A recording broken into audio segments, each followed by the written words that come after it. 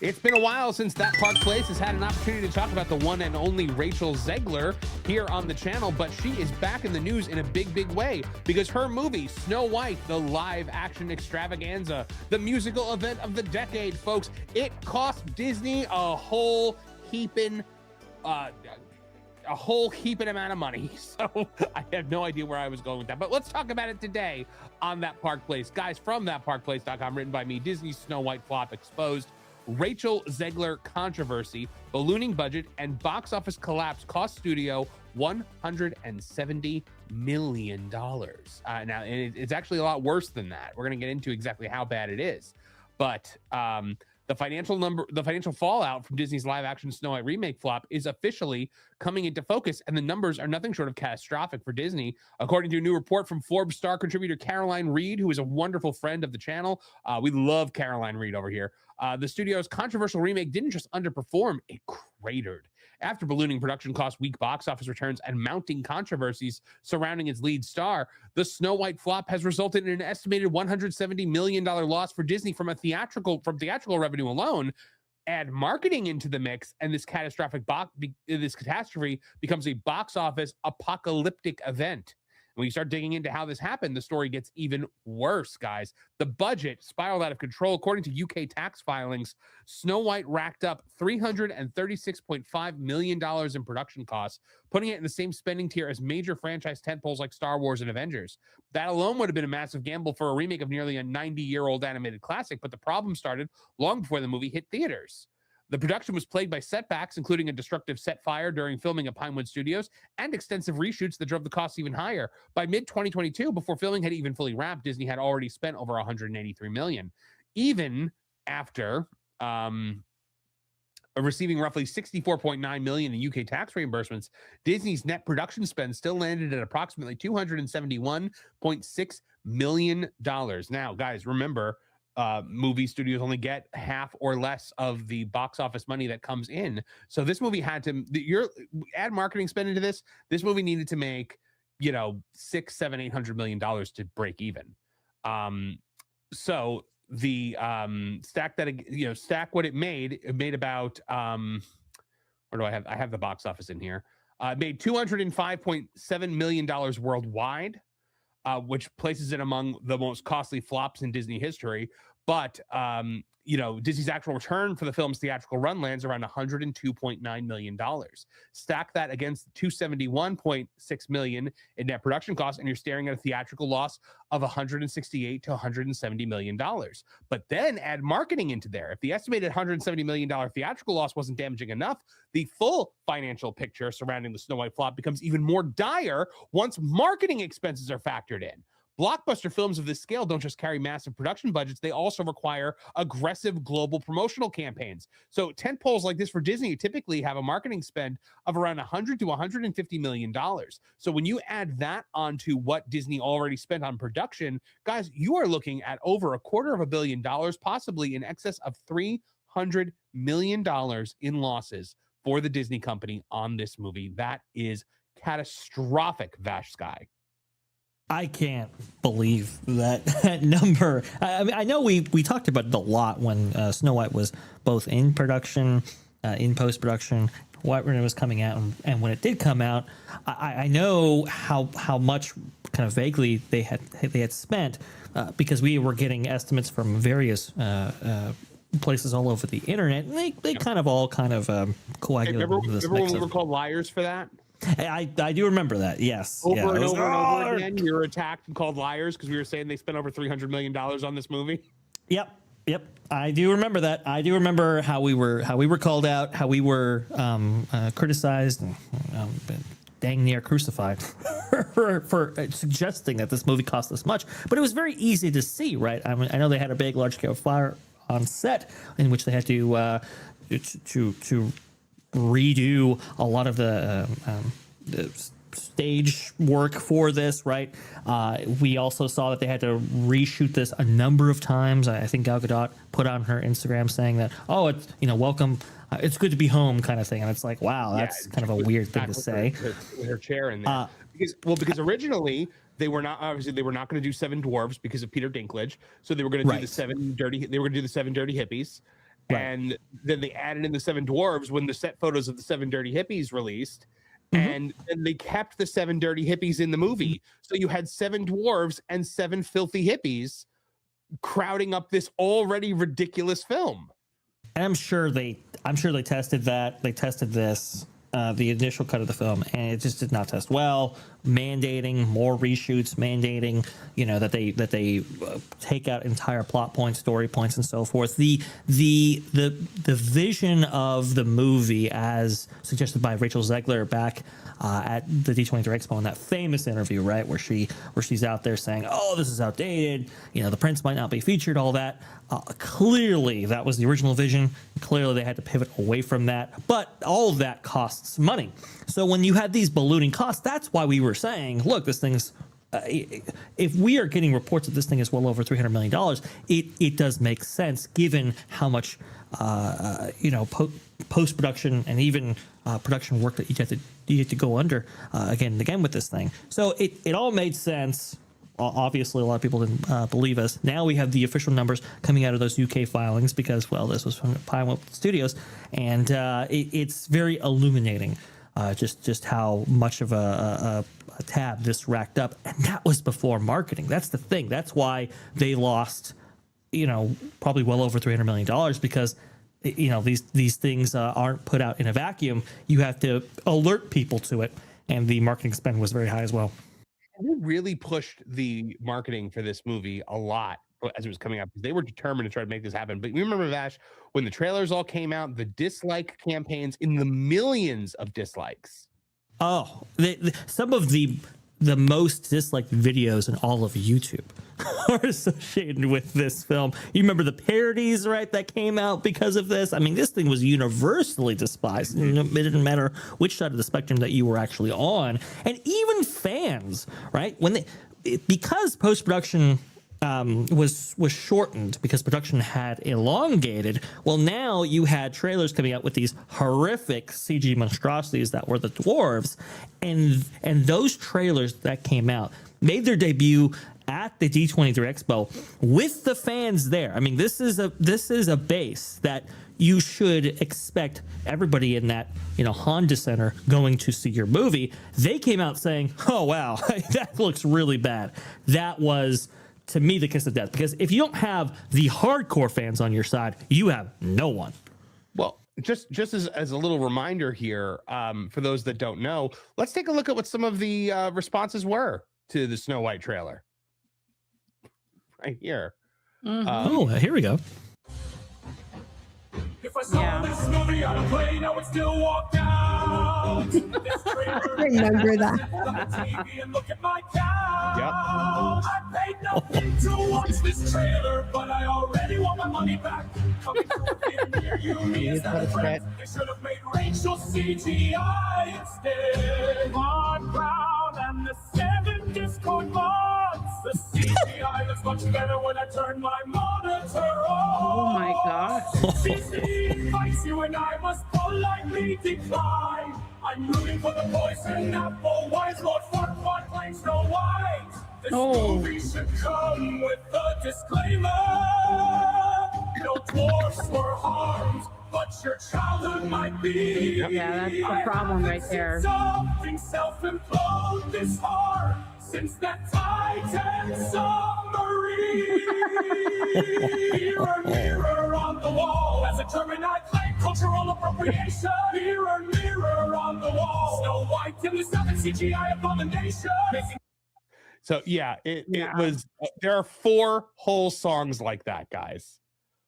Yes. But it's so true though, because this is the film that really put Walt. He made like a daring move. They told him you would fail. It's not going to work. No one's going to watch it, and it was a huge hit. And it just lifted up the Disney company. It elevated it and brought it to another level, if you will. And for them to destroy it the way that they did is absolutely insane to me. I still can't get it through my head. The level of care.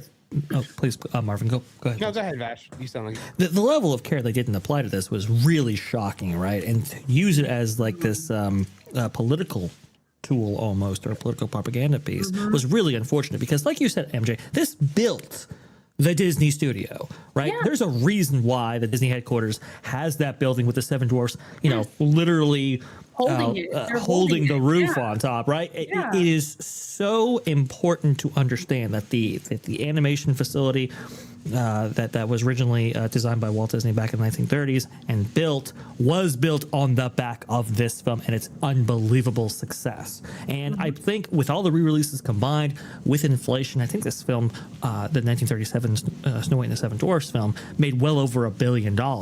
So this should have been money in the bag. Instead, right from jump, it was undercut and it never recovered.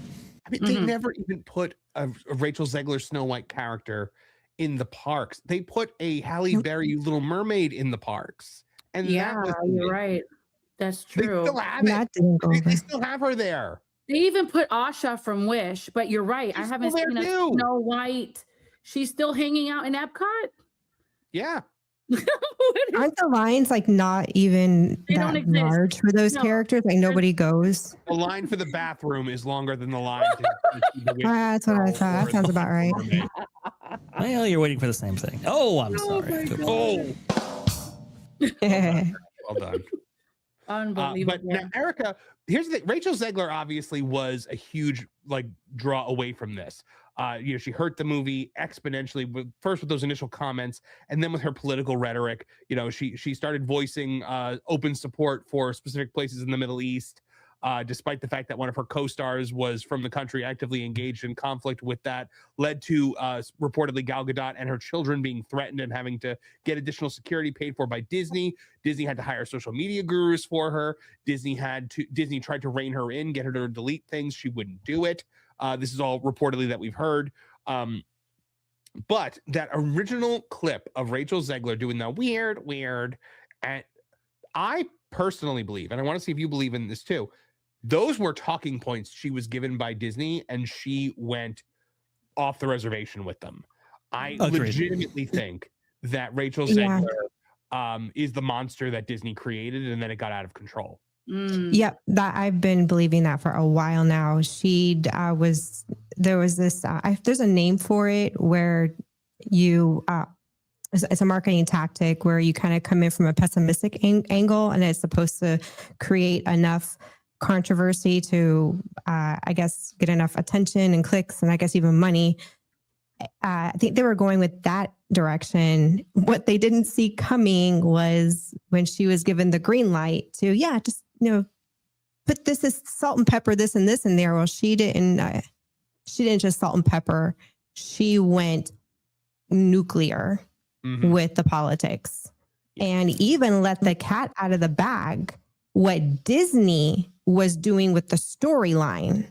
So it was a twofold.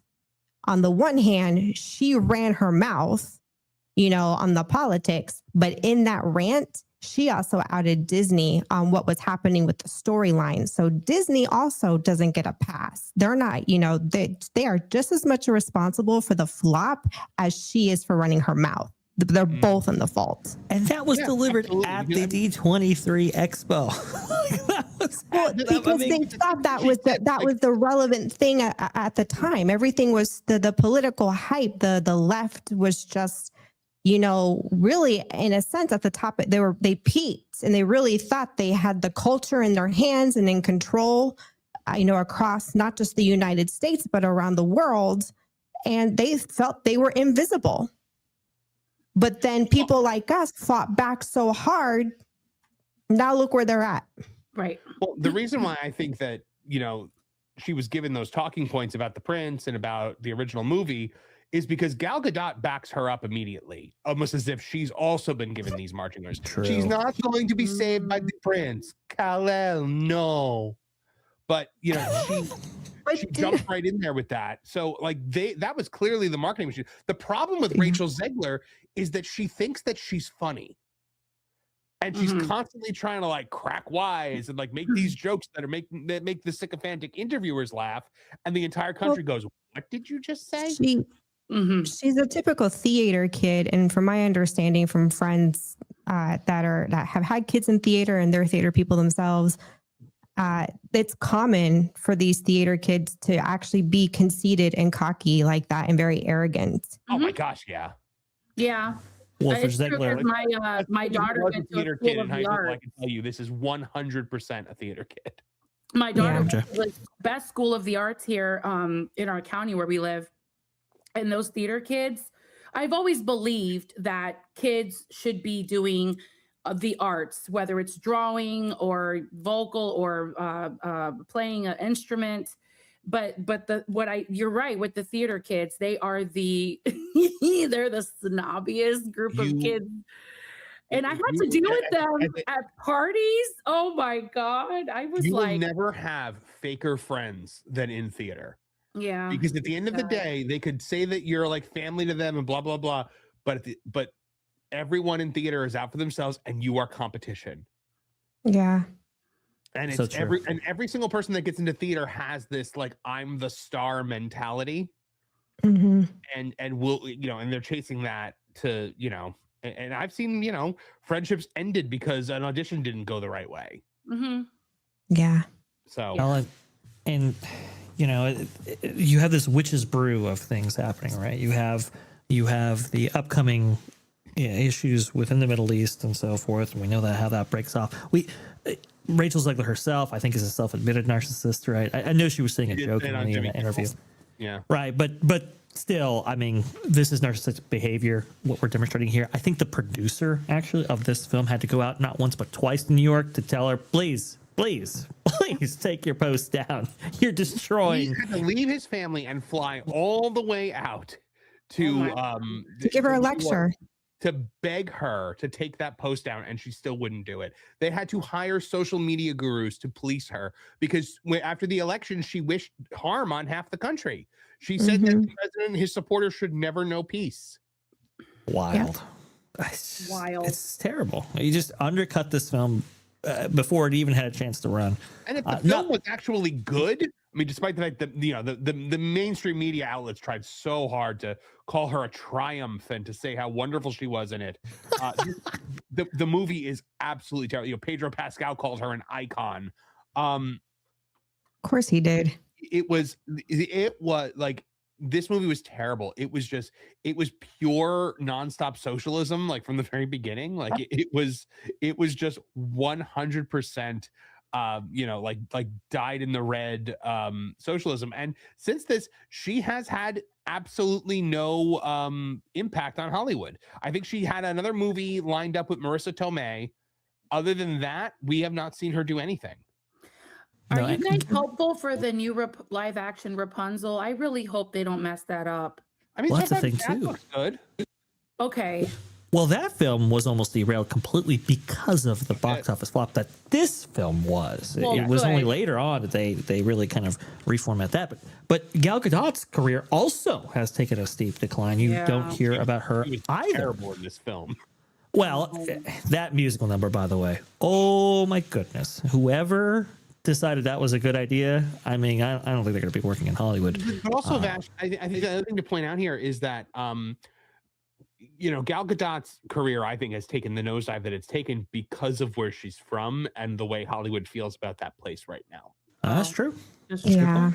So Hollywood is just allowed to be like wildly and openly against certain people now, and Gal Gadot is one of them. So, True. That is what we are seeing. And Hollywood is so much worse for it. Kal-El, no, she's a terrible actress. Could you imagine though, had Rachel never opened her mouth, this movie would have been, it would have been like a switch and bait for the audience. We would have gotten in there, watched the movie, and it would have been probably worse than what it ended up with being. It would have made more money initially. I think it would have had a bigger opening weekend. But yes, but Vash was also right. They took Tangled out of pre-production specifically because of this movie. And then when Lilo and Stitch made $1 billion, they were like, oh, so it's not the live action remakes that people don't like. I wonder what it could be. Why is it that Snow White and Little Mermaid bombed, but like Lilo and Stitch and Aladdin and Lion King all make all this money? what could be the thing here? And they put their little Disney heads together and thought and maybe finally figured it out. And we're starting to see that with the casting in Rapunzel, because they're casting. It's so true. Yes. I mean, how hard is it to script something that's already been scripted and worked? Right. So you're talking about almost a 100-year-old film. Utilizing themes that have stood the test of time. Well, no, what I'm saying is that it's worked for 100 years. The 1937 version of this film is beloved even by today's audiences. Yeah. Now, I'm not saying it's the most relevant piece of media out there, but what I am saying is that anybody who's exposed to it goes, "Oh wow, this was actually really good," even today. So it's just like you don't have to rewrite the wheel with all this stuff. No, or reinvent the wheel, I should say. And yet they try to use this iconic piece of media going back to Walt's day as a way of forwarding their social issues, and it clearly did not work. Thanks for watching That Park Plays News. For more information, consider checking out www.thatparkplace.com. And don't forget to subscribe, share, like, and send this out on your favorite social media accounts.